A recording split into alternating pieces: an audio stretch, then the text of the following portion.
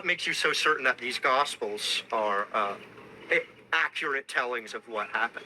Great question. You are a thinker, and I appreciate it a lot. All right, you're right. How do we know that the Jesus we read about in the Gospels was a real historical person? Why do you trust the Gospels? Because I have tests that I use to determine historicity claimed by any book. And I would encourage you to come up with your own tests. Obviously, there's nothing magical about my tests. My tests are for internal consistency. Are there contradictions within the text between the different eyewitnesses that point to massive confusion?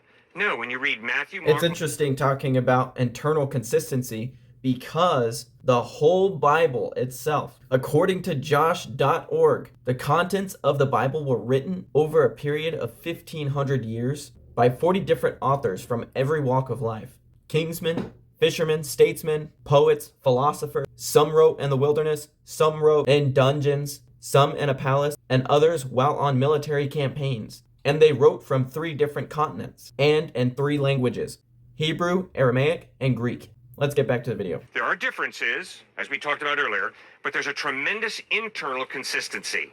Second test, literary style. What is the literary style of the document? Or what's the literary style of the Iliad and the Odyssey? Epic poetry. Bingo. Precisely. The Iliad and the Odyssey are not historical narrative. They're epic poetry. The Gospels are not epic poetry. They are historical narrative. That's important, the literary style. Thirdly, archaeology. Are we talking about the island of Atlantis out in the ocean that none of us can verify? No. We're talking about Bethlehem, Nazareth, Jerusalem, Rome. Yeah.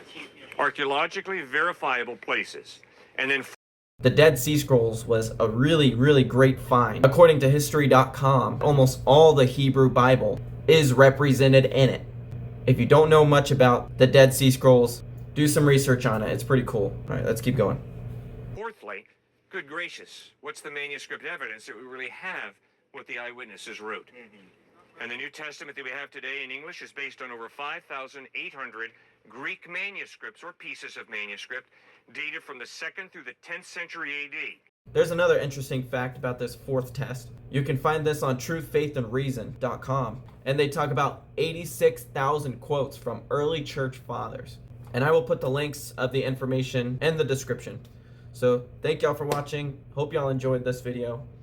Let me know if you'd like me to make any more. Y'all have a blessed day.